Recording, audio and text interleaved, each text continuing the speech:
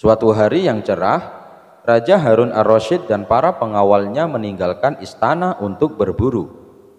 Namun di tengah perjalanan, salah satu pejabat kerajaan yang bernama Abu Jahil menyusul dengan terengah-engah di atas kudanya.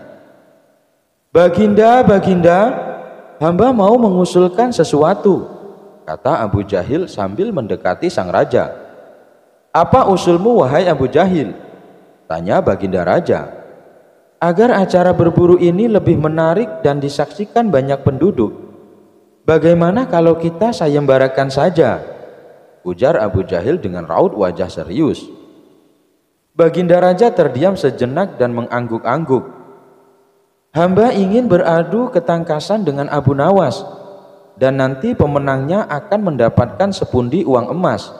Tapi kalau kalah, hukumannya adalah dengan memandikan kuda-kuda istana selama 1 bulan," tutur Abu Jahil meyakinkan Baginda Raja. Akhirnya sang raja menyetujui usulan Abu Jahil tersebut. Hitung-hitung sayembara itu akan memberikan hiburan kepadanya. Maka dipanggillah Abu Nawas untuk menghadap kepadanya. Abu Nawas pun segera menghadap Raja Harun. Ia diberi petunjuk panjang lebar oleh Baginda Raja. Pada awalnya Abu Nawas menolak sayembara tersebut karena ia tahu bahwa semua ini adalah akal licik dari Abu Jahil yang ingin menyingkirkannya dari istana. Tapi Baginda Raja Harun memaksa dan Abu Nawas tidak bisa menolak. Abu Nawas berpikir sejenak. Ia tahu kalau Abu Jahil sekarang diangkat menjadi pejabat istana. Ia pasti mengerahkan semua anak buahnya untuk menyumbang seekor binatang buruannya di hutan nanti. Namun karena kecerdikannya, Abu Nawas tersenyum riang.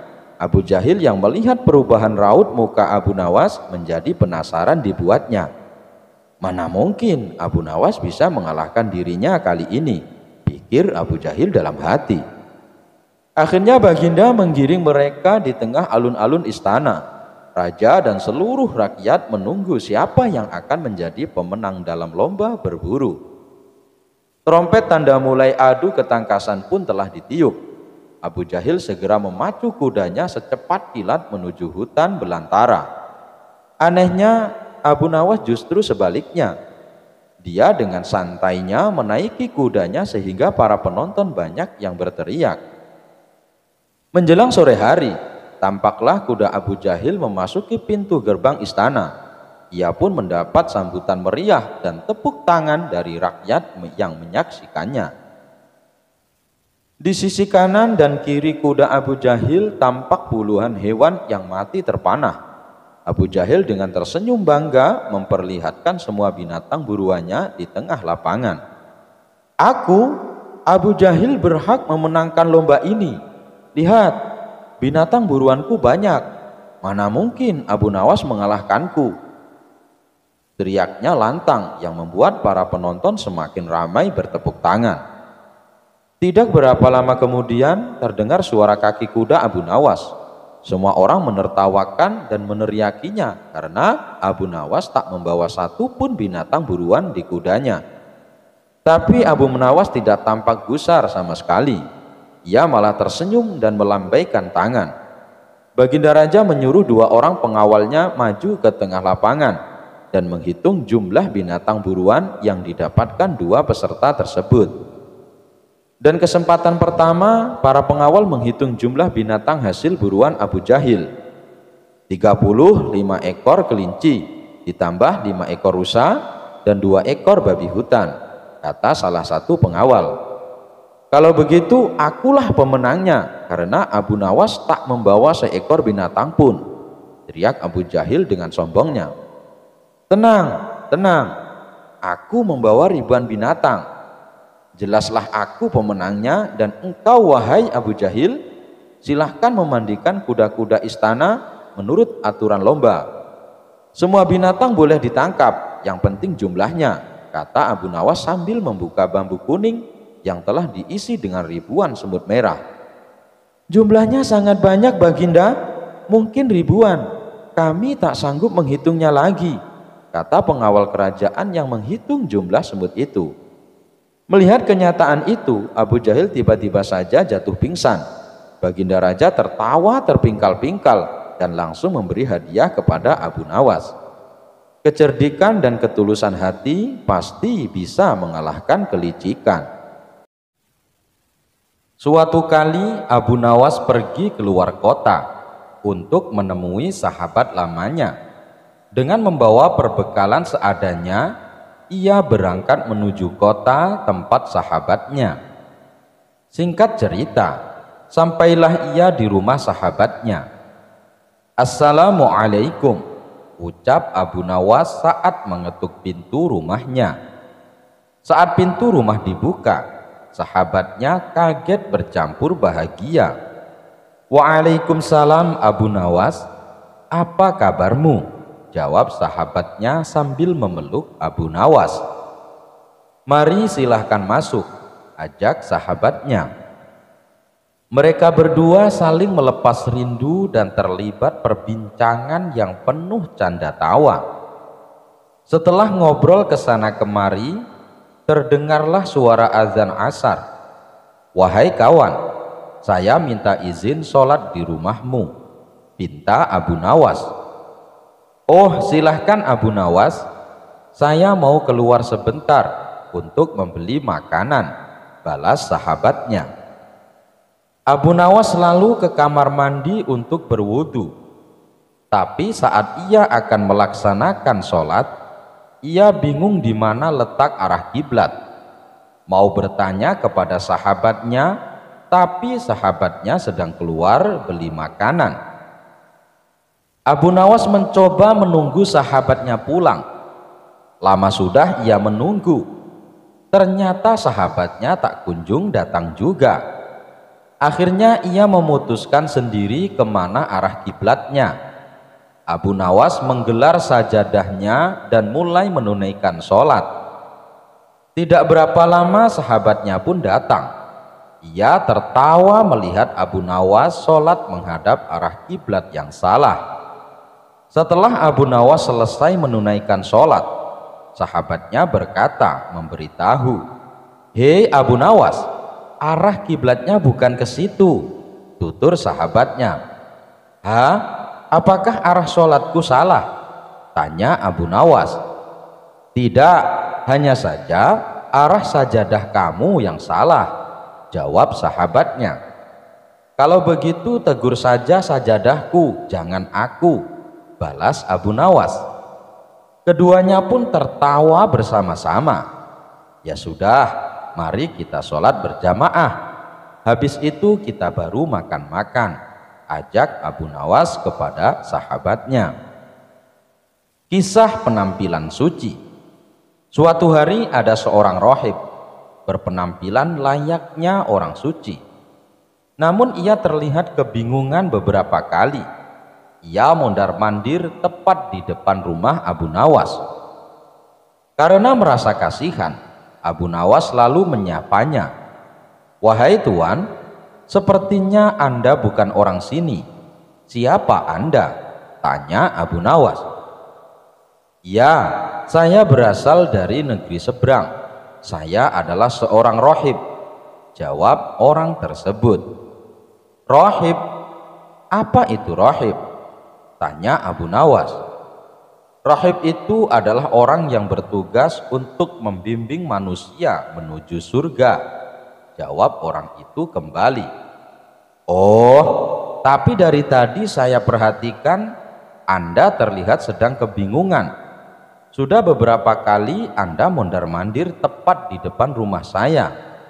Memangnya Anda mau kemana?" tanya Abu Nawas. "Saya mau ke pasar, tapi tidak tahu jalannya," ujar sang rohib. Mendengar jawaban itu, Abu Nawas menahan tawa. "Bagaimana bisa Anda membimbing manusia ke surga kalau arah ke pasar saja Anda tidak tahu?" celetuk Abu Nawas. Mendadak muka sang rohib berubah menjadi sewot.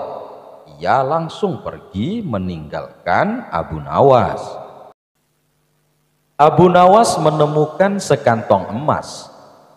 Pada suatu ketika, negeri Baghdad sedang mengalami masa paceklik. pertanian banyak yang gagal dan pasar sepi pembeli. Tentu saja kondisi ini sangat mempengaruhi rakyatnya. Banyak warga yang mengalami kesusahan, tak terkecuali Abu Nawas. Dia dan istrinya terkadang harus berpuasa karena tidak ada makanan. Suatu ketika Abu Nawas berjalan-jalan di pasar untuk menghilangkan rasa jenuhnya, dan tiba-tiba Abu Nawas menemukan kantong hitam berisi uang. Maka dibawanya kantong hitam tersebut dan langsung ditanam di dalam tanah.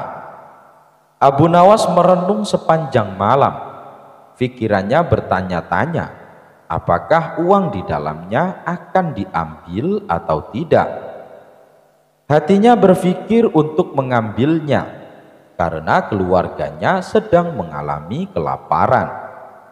Namun Abu Nawas teringat terus bahwa memakan harta haram bisa mendapatkan siksa kubur di dunia dan akhirat. Akan tetapi dirinya juga teringat hadis Nabi yang mengatakan, bila Allah Subhanahu wa ta'ala memberimu hadiah tanpa kamu minta, maka terimalah hadiah itu, jangan kamu tolak, kemudian infakkanlah harta itu. Ketika mengingat hadis tersebut, Abu Nawas berkata kepada dirinya sendiri, sungguhkah ini hadiah dari Allah Subhanahu wa ta'ala, dan hadiah itu bagi orang yang menemukan uang tersebut. Namun hal itu tidak menjadikan Abu Nawas membuka kantong temuannya dan masih menunggu barangkali pemiliknya akan datang. Hari pun berlalu, dan ketika Abu Nawas kembali berjalan-jalan di pasar, ia mendengar seorang saudagar lelaki kaya sedang mengumumkan bahwa kantongnya hilang. Wahai para penduduk Baghdad, barang siapa yang menemukan kantong hitam berisi uang 1000 dinar, maka kembalikanlah dengan jaminan dari Allah Subhanahu wa ta'ala. Mendengar hal tersebut, lalu Abu Nawas mendekati lelaki tersebut dan berkata, wahai Tuan, negeri kami sedang mengalami masa paceklik. Banyak di antara kami yang hidup miskin. Seumpama uang Anda ditemukan oleh orang yang mengalami kesusahan, maukah Tuan memberikan sedikit uang secara halal? Ucap Abu Nawas. Berapa yang diinginkannya? Tanya lelaki saudagar kaya. 1/10-nya Tuan, jawab Abu Nawas. Saudagar itu dengan tegasnya berkata, aku tidak akan memberikannya sedikit pun. Jika ia tidak mengembalikannya kepadaku, maka di akhirat nanti akan kutuntut di hadapan Allah Subhanahu wa ta'ala. Mendengar perkataan tersebut, Abu Nawas segera kembali ke rumahnya dan menceritakan kepada istrinya bahwa ia telah menemukan pemilik kantong uang tersebut. Apa yang harus aku lakukan? Apa aku harus mengembalikan uang itu? Tanya Abu Nawas. Mendengar hal itu, istrinya agak marah. Aku dan anak-anakmu telah menderita kemiskinan bersamamu selama 50 tahun. Bahkan saat ini kita hanya mempunyai satu pakaian dan dipakai bergantian untuk sholat. Selama hidup kita belum makan buah dan daging. Datangilah pemiliknya, desaklah ia agar memberikan 1/10 dari uangnya itu. Jika ia tidak setuju, maka mintalah 1/100-nya. Tapi jika masih tidak setuju, maka mintalah 1/1000-nya, yang berarti menerima 1 dinar, karena 1 dinar lebih baik daripada tidak sama sekali, kata istri Abu Nawas. Mendengar penjelasan istrinya itu, lalu Abu Nawas pergi kembali menemui saudagar kaya di pasar. Tuan, sebenarnya sayalah penemu kantong berisi uang. apakah Tuan bersedia memberikan sedikit uang tersebut kepada saya? Meskipun hanya 1 dinar, karena beberapa hari ini keluarga saya belum makan Tuan, kata Abu Nawas. Namun saudagar kaya itu tetap pada pendiriannya untuk tidak memberikan uang tersebut. Maka diajaklah saudagar itu ke rumah Abu Nawas, dan setibanya di rumah, lalu Abu Nawas menyerahkan kantong tersebut. Benarkah ini kantong Tuan? Tanya Abu Nawas. Iya benar, jawab saudagar kaya. Kemudian lelaki tersebut membuka kantongnya dan menghitung jumlah uangnya, dan jumlahnya masih tetap utuh, yaitu 1000 dinar. Lalu saudagar kaya itu pamit pulang kepada Abu Nawas, namun belum juga melewati pintu keluar. Tiba-tiba saudagar kaya itu berhenti dan berkata, "Wahai orang tua, aku akan menceritakan kepadamu mengenai kantong ini. Ayahku telah mewariskan kepadaku uang 3000 dinar. Sebelum meninggal, ayah berpesan kepadaku untuk membagikan sepertiganya kepada orang yang berhak menerimanya. Dan aku juga disuruh menjual warisan ternak lalu menginfakkannya. Sebagian lagi aku gunakan untuk pergi haji. Maka aku pun melaksanakan wasiat itu, dan wasiat untuk membagikan sepertiga uang dari kekayaanku. Uang tersebut aku letakkan pada kantong ini, lalu aku pergi ke kota Baghdad untuk mencari orang yang benar-benar miskin. Namun aku tidak menemukan seorang pun yang lebih berhak daripada Anda. Maka ambillah uang di kantong ini. Semoga Allah Subhanahu wa Ta'ala memberkahimu, kata saudagar lelaki kaya tersebut. Mendengar hal itu, Abu Nawas pun bersyukur kepada Allah Subhanahu wa Ta'ala. Kesabaran dan kejujurannya saat menemukan uang tersebut ternyata mendapat jalan lain dari Allah. Ternyata saudagar kaya tersebut tidak hanya memberikan 1/100 yang dimintanya, melainkan semua uang yang ada di kantong tersebut. Abu Nawas memasukkan unta ke lubang jarum. Al-Kisah, Abu Nawas mendapat kabar Baginda Raja mengalami masalah yang membuat tidak bisa tidur. Masalah tersebut hanya Raja yang mengetahuinya. Ia sengaja merahasiakannya, termasuk kepada Abu Nawas selaku sahabatnya tempat berkeluh kesah. Ingin rasanya Baginda Raja melupakan masalah yang menimpanya. Kalaupun bisa lari menghindar, tentulah ia akan melakukannya. Namun kenyataannya permasalahan yang dihadapi terasa seperti mengikutinya kemanapun Baginda Raja pergi. Sejak saat itu Baginda Raja sering terlihat melamun seorang diri. Kemudian penasehat istana mendekati Baginda Raja. "Maaf Paduka yang mulia, hamba perhatikan belakangan ini Paduka terlihat murung. Hamba khawatir Paduka nanti jatuh sakit. Apakah ada sesuatu yang Paduka pikirkan?" tanya penasehat istana. "Tidak ada apa-apa, aku baik-baik saja. Kau urusi saja pekerjaanmu," jawab Baginda Raja dengan memalingkan wajahnya. Penasehat istana pun hanya terdiam.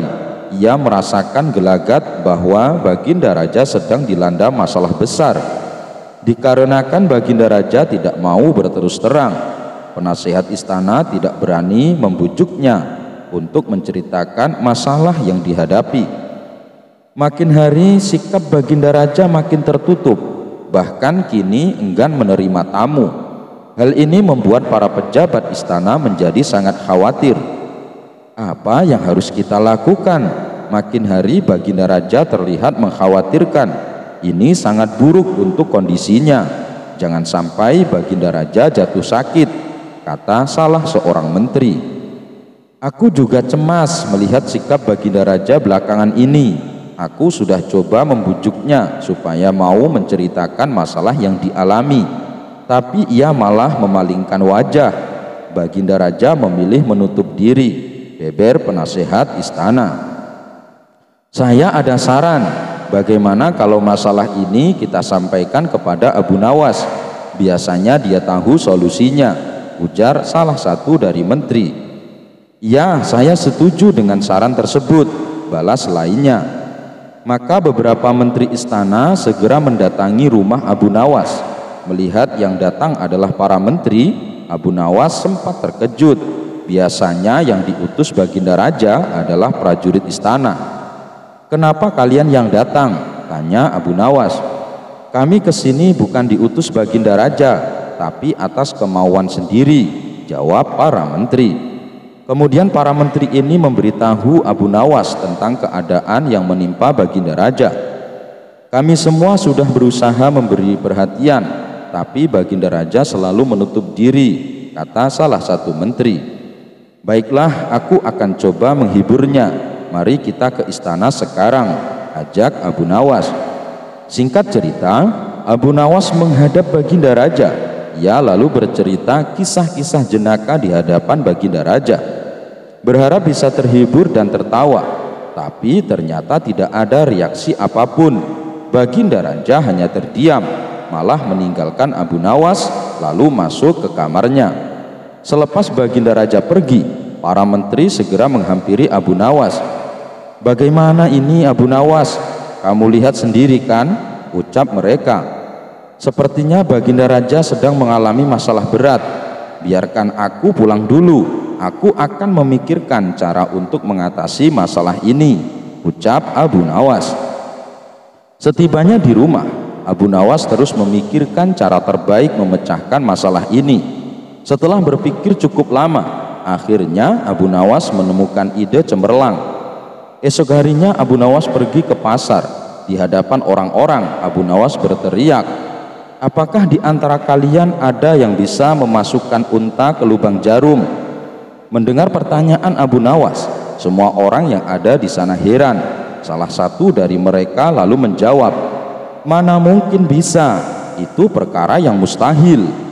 Dengan lantang Abu Nawas membalas, tidak ada perkara yang mustahil, jangankan aku, anak kecil pun bisa. Kalau kau memang bisa, coba tunjukkan kepada kami, pinta mereka. Maaf kawan-kawan, sayangnya aku hanya bisa membuktikannya bila di hadapan Baginda Raja, jawab Abu Nawas. Begitulah seterusnya setiap ada keramaian, orang ataupun perkumpulan, Abu Nawas selalu mengatakan hal yang sama. Akhirnya kabar tentang Abu Nawas bisa memasukkan unta ke lubang jarum sampai juga hingga telinga Baginda Raja. Awalnya Baginda Raja tidak terlalu memedulikannya, tapi lama-kelamaan timbul juga rasa penasaran pada dirinya. Maka diperintahkanlah beberapa pengawal istana memanggil Abu Nawas. Tuan Abu Nawas, Anda diperintah Paduka untuk datang ke istana, ucap seorang prajurit. Benarkah? Tanya Abu Nawas memastikan. Benar Tuan Abu Nawas, jawab dia. Rencanaku akhirnya berhasil, pikir Abu Nawas. Oh iya, bagaimana kondisi Baginda Raja sekarang? Tanya Abu Nawas lagi. Baginda masih sering mengurung diri dan sering tampak termenung, jawab salah satu prajurit. Baiklah, aku akan ke sana sekarang, balas Abu Nawas. Tidak lama kemudian Abu Nawas sampai di istana menghadap Baginda Raja. Wahai Abu Nawas, aku dengar kau bisa memasukkan seekor unta ke lubang jarum. Kau bersedia membuktikannya bila di hadapanku. Benarkah itu? Tanya Baginda Raja. Benar Paduka yang mulia, jawab Abu Nawas. Bagaimana mungkin, aku rasa itu perkara yang mustahil, balas Baginda Raja. Di dunia ini tidak ada yang mustahil Paduka, ujar Abu Nawas. Baiklah, sekarang coba kau buktikan, perintah Baginda Raja. Caranya mudah Paduka, kita tinggal membuat jarum yang lubangnya lebih besar daripada seekor unta. Dengan begitu kita bisa memasukkannya dengan mudah, bahkan anak kecil pun bisa, jawab Abu Nawas menjelaskan. Kalau caranya seperti itu, semua orang pun bisa melakukannya, berarti kau telah menipu semua orang, termasuk aku, ucap Baginda Raja. Hamba tidak pernah menipu siapapun, dan hamba juga tidak pernah menipu paduka. Hamba tidak pernah mengatakan bahwa jarum yang hamba maksud adalah jarum kecil, balas Abu Nawas. Iya, itu benar. Tapi apa maksud dari pernyataanmu ini? Tanya Baginda Raja. Hamba hanya ingin mengatakan ada hikmah dari pernyataan ini, jawab Abu Nawas. Hikmah? Hikmah dari mana? Tanya Baginda Raja heran. Bukankah tadinya Baginda Raja tidak percaya kalau hamba bisa memasukkan unta ke lubang jarum? Tapi setelah hamba jelaskan, Baginda Raja baru mempercayainya. Begitu juga dengan permasalahan yang sedang kita hadapi. Sebesar apapun masalah, sebesar apapun bebannya, tapi kalau hati kita lebih besar, hati kita lebih luas saat menghadapinya, maka semua masalah akan terasa lebih ringan. Itulah gambaran seekor unta bila dimasukkan ke lubang jarum. Sepintas saat kita menghadapinya, pasti itu mustahil dilakukan. Tapi bila kita luas dan besar, maka pikiran kita juga akan mengikuti, dan pada akhirnya masalah yang kita anggap mustahil diatasi menjadi mudah dan ringan untuk dijalani. Bagaimana kita akan bisa tenang bila kita menghadapi masalah dengan hati yang sempit? Tutur Abu Nawas. Seketika Baginda Raja terdiam. Ia terus merenungi ucapan Abu Nawas. Suasana pun mendadak menjadi hening. Tidak berapa lama Baginda Raja pun berkata, "Terima kasih Abu Nawas, kau telah menyadarkanku. Selama ini aku memang sedang dilanda masalah dan hatiku sempit menghadapinya, sehingga pikiranku juga ikut menjadi buntu," ujar Baginda Raja. Sejenak kejadian itu, kini Baginda Raja mulai terlihat ceria. Ia tidak lagi terlihat murung seperti hari-hari sebelumnya. Permasalahan bukanlah hal untuk dilamunkan, melainkan dihadapi dengan hati yang besar, maka akan tercipta solusi dari sebuah pemikiran yang jernih. Abu Jahil dijadikan tumbal pesugihan oleh Abu Nawas. Al-Kisah, Abu Nawas mendadak kedatangan Abu Jahil. Ia lalu mengungkapkan maksud kedatangannya, mau meminjam uang sebanyak 100 dinar. Tentu saja Abu Nawas kaget mendengarnya. "Dari mana aku punya uang sebanyak itu?" ucap Abu Nawas.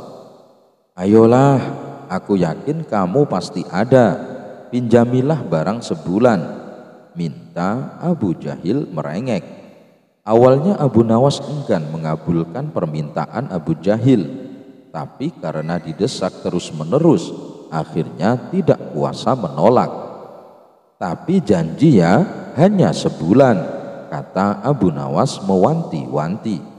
"Iya, aku janji Abu Nawas. Bulan depan ketika kebunku sudah panen, pasti akan aku kembalikan," ujar Abu Jahil coba merayu meyakinkan. Setelah sebulan lamanya, Abu Jahil tidak kunjung mengembalikan uang. Padahal saat itu kebun miliknya sudah panen dan hasilnya melimpah. Payah Abu Jahil, dia tidak menepati janjinya, batin Abu Nawas. Dikarenakan sedang sangat membutuhkan uang, Abu Nawas terpaksa mendatangi rumah Abu Jahil untuk menagih hutang. "Mana janjimu Abu Jahal?" katanya, "dalam sebulan kau akan mengembalikan uangnya," kata Abu Nawas.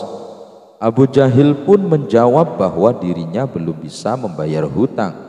Dia beralasan uang hasil panen kebunnya sudah habis untuk mengobati saudaranya yang sedang sakit. "Jangan khawatir Abu Nawas, bulan depan pasti akan aku bayar," ujar Abu Jahil. Abu Nawas tentu sangat kecewa. Ia akhirnya pulang tanpa membawa uang. Beberapa hari kemudian, Abu Nawas mendengar kabar Abu Jahil sering mengajak kawan-kawannya pesta pora di rumahnya. Mendengar hal itu, Abu Nawas pun menjadi emosi. "Kurang ajar, katanya uangnya sudah habis, tapi malah sering bikin pesta," gerutu Abu Nawas. Untuk menagihnya kembali itu tidak mungkin. Abu Jahil pasti tidak akan membayar hutangnya dengan beribu macam alasan. Akhirnya terbesit di benak Abu Nawas suatu ide untuk mengerjai Abu Jahil. Esok harinya pergilah Abu Nawas menemui sahabatnya yang ada di kampung seberang. Ia pun mulai mengatur siasat dan meminta bantuan sahabatnya itu. Setelah siasatnya sudah diatur dengan matang, maka Abu Nawas segera mendatangi rumah Abu Jahil. "Kenapa kemari Abu Nawas?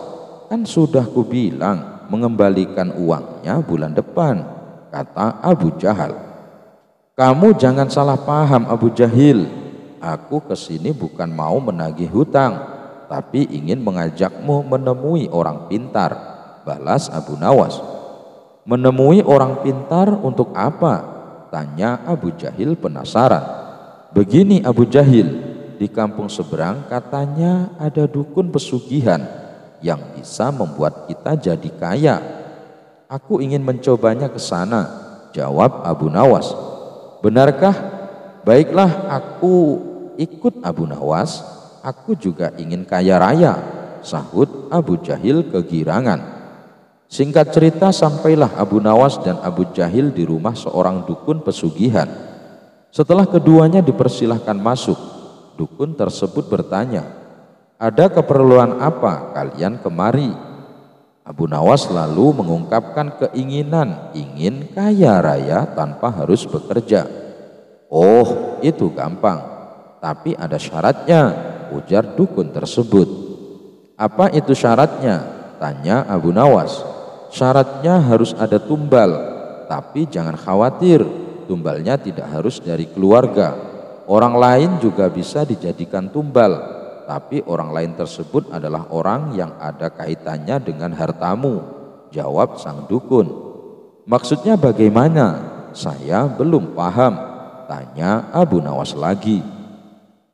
"Ya, misalnya orang yang punya utang sama kamu, maka orang tersebut bisa dijadikan tumbal meskipun dia bukan anggota keluargamu," jawab sang dukun. "Kalau orangnya tidak mau bagaimana?" tanya Abu Nawas. "Kamu tidak perlu minta izin. Orang tersebut nanti akan jadi tumbal tanpa dia sadari dan ia akan mati mengenaskan," kata sang dukun menjelaskan. "Oh begitu, baiklah aku setuju," balas Abu Nawas sambil melirik ke arah Abu Jahil. Abu Jahil yang merasakan gelagat dirinya akan dijadikan tumbal seketika langsung gemetaran. Kemudian Abu Nawas diajari mantra oleh sang dukun sebagai ritual saat tengah malam.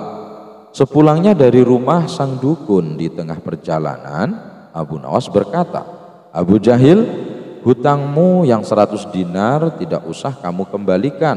Aku ikhlas." Mendengar hal itu, Abu Jahil langsung ketakutan. "Jangan Abu Nawas, aku akan mengembalikan uangnya sekarang juga. Nanti setelah kita sampai di rumah, aku akan langsung mengembalikannya," sahut dia ketakutan. "Bukannya kemarin kamu bilang uangmu sudah habis?" goda Abu Nawas. "Uangku masih banyak Abu Nawas, aku kemarin bohong sama kamu," ucap Abu Jahil. Akhirnya hari itu juga Abu Jahil langsung mengembalikan uang yang dipinjam. Ternyata dukun yang didatangi Abu Nawas dan Abu Jahil adalah sahabatnya Abu Nawas. Abu Nawas dan sahabatnya sengaja mengatur siasat tersebut supaya Abu Jahil segera melunasi hutangnya. Raja menjadi pengemis. Abu Nawas kaget ketika tiba-tiba disuruh menuju ke istana. Di sana telah menunggu baginda yang tengah duduk tegap di singgasana istana. "Hai, apa kabar Abu Nawas?" sapa baginda raja. "Aku benar-benar mengharap bantuanmu." "Bantuan apa baginda raja?" Abu Nawas balik bertanya. "Begini Abu Nawas," baginda mulai bercerita. "Aku dengar Tuan Habul sudah mulai membangkang terhadap kewajiban negara. Pembantu-pembantuku di daerah melaporkan kalau dia sudah tidak mau lagi membayar zakat. Padahal dia orang yang kaya raya loh. Mengapa Baginda tidak panggil saja dia ke istana, lalu jebloskan ke dalam penjara, habis perkara? Gitu aja kok repot.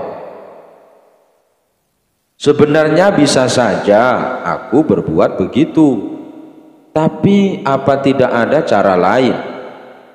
Soalnya sayang kalau aku menghukumnya. Bagaimanapun dulu dia adalah orang yang paling rajin membayar zakat. Tapi entah mengapa, semakin dia kaya, semakin malas pula dia membayar zakat. Sebenarnya kalau ingat nama Tuan Habul, Abu Nawas ingin dia di penjara. Karena semua negeri tahu kalau Tuan Habul orang yang sangat pelit. Hampir tidak ada orang yang menyukainya, kecuali mungkin antek-anteknya saja. Tapi karena ini perintah Baginda, mau tak mau Abu Nawas ikut pula memikirkan jalan keluarnya. Begini saja Baginda yang mulia, usul Abu Nawas. Beri hamba kesempatan berpikir untuk membuat dirinya sadar. Tapi tentu saja selama berpikir, hamba tidak bisa bekerja mencari nafkah buat keluarga. Oleh sebab itu hamba minta ganti rugi selama hamba berpikir menyelesaikan masalah ini. Sudah kuduga sejak semula, kau pasti meminta imbalan kalau kuminta bantuan. Ini bawa, ujar Baginda kesal. Baginda mengeluarkan uang 200.000 dinar kepada Abu Nawas. Sambil cengar-cengir, Abu Nawas membawa pulang uang pemberian Baginda Raja. Seminggu kemudian Abu Nawas datang ke istana. Dia datang dengan segudang rencana yang telah disusunnya. Bagaimana Abu Nawas? Sudah ketemu jalan keluarnya? Tanya Baginda Raja. Beres Baginda Raja, cuma caranya Baginda dan saya harus menyamar jadi pengemis. Apakah Baginda bersedia? Semula Baginda agak kaget juga mendengar usul Abu Nawas. Tapi karena keinginan kuat menyadarkan Tuan Habul, Baginda akhirnya bersedia. Dengan menyamar jadi pengemis, Abu Nawas dan Baginda datang ke rumah Tuan Habul. Pucuk dicinta ulam pun tiba. Tuan Habul sedang ada di rumah. Abu Nawas pun segera uluk salam. Selamat pagi Tuan, kami ini pengemis. Apakah Tuan ada sedikit uang receh? Tidak ada, jawab Tuan Habul dengan angkuh. Kalau begitu, apakah Tuan punya pecahan roti kering sekedar untuk mengajar perut kami yang sedang lapar? Tidak ada. Kalau begitu kami minta air putih. Tidak banyak, masing-masing 1 gelas saja. Sudah kubilang, aku tidak punya apa-apa. Tuan Habul mulai tidak bisa menahan emosinya. Dan rupanya jawaban ini yang ditunggu-tunggu Abu Nawas. Kalau Tuan tidak punya apa-apa, cetus Abu Nawas, mengapa Tuan tidak ikut kami saja menjadi pengemis? Wajah Tuan Habul pucat pasi mendengar cetusan Abu Nawas. Rasa marah, tersinggung dan terhina bercampur aduk menjadi satu. Tapi belum sempat kesadaran Tuan Habul pulih, Abu Nawas dan Baginda segera membuka kedoknya. Bagaimana Habul? Kali ini giliran Baginda yang berbicara. Mau pilih jadi orang kaya atau menjadi orang yang tidak punya apa-apa? Kalau pilih jadi orang yang tidak punya apa-apa, ya ikut saja Abu Nawas mengemis dari rumah ke rumah. Tapi kalau pilih menjadi orang kaya, ya jangan lupa membayar zakat. Bukan begitu Habul? Mendengar penuturan Baginda, Tuan Habul terdiam 1000 bahasa. Dia merasa sangat malu. Sedangkan Abu Nawas hanya cengengesan menyaksikan kejadian itu. Enak saja Baginda menyuruhku jadi pengemis, gumam Abu Nawas sambil mengumpat dalam hati. Apa boleh buat, zakat kewajiban bagi yang mampu untuk menunaikannya. Abu Nawas lebih hebat dari jin ifrit. Baginda Raja baru saja membaca kitab tentang kehebatan Raja Sulaiman yang mampu memerintahkan para jin memindahkan singgasana Ratu Bilqis di dekat istananya. Baginda membaca surat An-Naml ayat 39 sampai 40. Jin ifrit berkata, "Akulah yang akan membawanya kepadamu sebelum engkau berdiri dari tempat dudukmu, dan sungguh aku kuat melakukannya dan dapat dipercaya." Seorang yang mempunyai ilmu dari kitab berkata, "Aku akan membawa singgasana itu kepadamu sebelum matamu berkedip." Maka ketika Nabi Sulaiman melihat singgasana itu terletak di hadapannya, dia pun berkata, "Ini termasuk karunia Robku untuk mengujiku. Apakah aku bersyukur atau mengingkari nikmatnya? Barang siapa bersyukur, maka sesungguhnya dia bersyukur untuk kebaikan dirinya sendiri. Dan barang siapa ingkar, maka sesungguhnya Robku Maha Kaya, Maha Mulia." Al-Quran Surah An-Naml ayat 39 sampai 40. Baginda mencermati ayat tersebut. Jin ifrit saja bisa dikalahkan seorang ulama. Berarti manusia lebih sakti dari para jin. Ulama di masa Raja Sulaiman lebih cepat memindahkan singgasana Ratu Bilqis dibanding jin ifrit. Ulama itu mampu membawa singgasana ke hadapan Nabi Sulaiman sebelum dia mengedipkan mata, sedangkan ifrit hanya mampu membawanya ke hadapan Nabi Sulaiman sebelum dia bangkit dari tempat duduknya. Baginda tiba-tiba merasa tertarik. Hatinya mulai tergelitik untuk melakukan hal yang sama. Mendadak beliau ingin istananya dipindahkan ke atas gunung agar bisa lebih leluasa menikmati pemandangan di sekitar. Dan bukanlah hal itu tidak mustahil bisa dilakukan, karena ada Abu Nawas yang amat cerdik di negerinya. Kalau di masa Raja Sulaiman ada ulama yang lebih hebat dari jin ifrit, di masa sekarang ada Abu Nawas, ujar Baginda dalam hati. Baginda pun segera memanggil Abu Nawas. Setelah Abu Nawas dihadapkan, Baginda berkata, "Sanggupkah engkau memindahkan istanaku ke atas gunung agar aku lebih leluasa melihat negeriku?" tanya Baginda Raja. Abu Nawas tidak langsung menjawab. Dia berpikir sejenak hingga keningnya berkerut. Tidak mungkin menolak perintah Baginda kecuali kalau memang ingin dihukum. Akhirnya Abu Nawas terpaksa menyanggupi proyek raksasa itu. Ada satu lagi permintaan dari Baginda. Pekerjaan itu harus selesai hanya dalam waktu sebulan. Karena kemampuanmu belum teruji, maka kamu punya waktu sebulan untuk melakukan permintaanku itu, ujar Baginda Raja. Abu Nawas pulang dengan hati masyghul. Setiap malam ia hanya berteman dengan rembulan dan bintang-bintang. Hari-hari dilewati dengan kegundahan. Tak ada hari yang lebih berat dalam hidup Abu Nawas kecuali hari-hari ini. Tetapi pada hari ke-9 ia tidak lagi merasa gundah gulana. Keesokan harinya Abu Nawas menuju istana. Ia menghadap Baginda untuk membahas pemindahan istana. Dengan senang hati Baginda akan mendengarkan apa yang diinginkan Abu Nawas.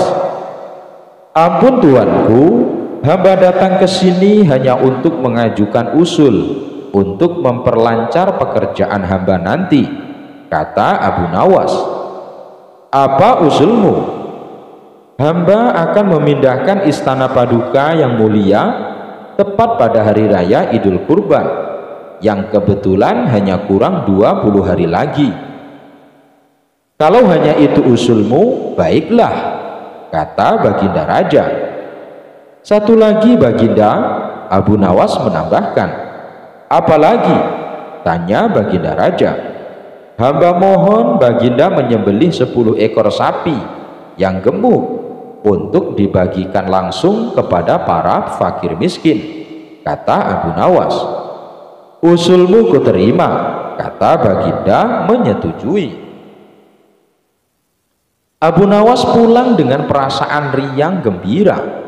Kini tidak ada lagi yang perlu dikhawatirkan. Toh nanti bila waktunya sudah tiba, ia pasti akan dengan mudah memindahkan istana Baginda Raja. Jangankan hanya memindahkan ke puncak gunung, ke dasar samudera pun Abu Nawas sanggup. Desas-desus mulai tersebar ke seluruh pelosok negeri. Hampir semua orang harap-harap cemas, tetapi sebagian besar rakyat merasa yakin atas kemampuan Abu Nawas. Karena selama ini Abu Nawas belum pernah gagal melaksanakan tugas-tugas aneh yang dibebankan di atas pundaknya. Namun ada beberapa orang yang meragukan keberhasilan Abu Nawas kali ini. Saat-saat yang dinanti-nantikan tiba. Rakyat berbondong-bondong menuju lapangan untuk melakukan sholat hari raya Idul Kurban. Dan seusai sholat, 10 sapi sumbangan Baginda Raja disembelih lalu dimasak, kemudian segera dibagikan kepada fakir miskin. Kini giliran Abu Nawas yang harus melaksanakan tugas berat itu. Abu Nawas berjalan menuju istana diikuti oleh rakyat. Sesampai di depan istana, Abu Nawas bertanya kepada Baginda Raja, "Ampun tuanku yang mulia, apakah istana sudah tidak ada orangnya lagi?" "Tidak ada," jawab Baginda Raja singkat. Kemudian Abu Nawas berjalan beberapa langkah mendekati istana. Ia berdiri sambil memandangi istana. Abu Nawas berdiri mematung seolah-olah ada yang ditunggu. Benar, Baginda Raja akhirnya tidak sabar. "Abu Nawas, mengapa engkau belum juga mengangkat istanaku?" tanya Baginda Raja.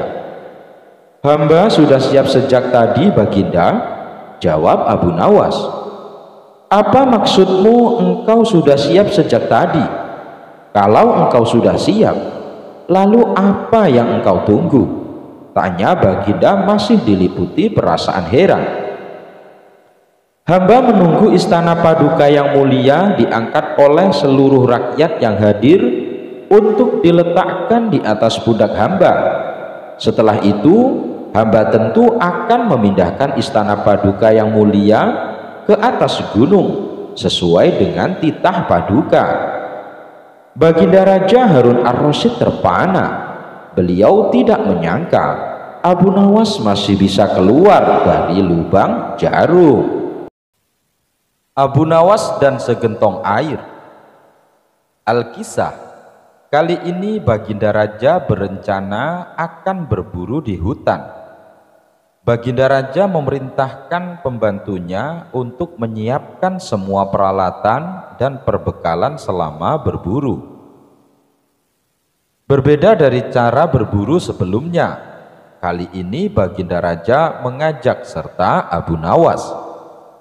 Kemudian Baginda Raja meminta Abu Nawas membantu membawa perbekalan dan dipersilahkan memilih sendiri barang yang akan dibawa. Tanpa berpikir panjang, Abu Nawas memilih gentong tempat wadah air minum yang cukup besar.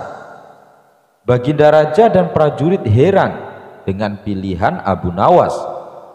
Mereka menganggap Abu Nawas bodoh karena memilih gentong air yang besar dan berat, padahal masih banyak barang yang kecil. Hai Abu Nawas, kenapa kau pilih barang bawaan yang paling berat?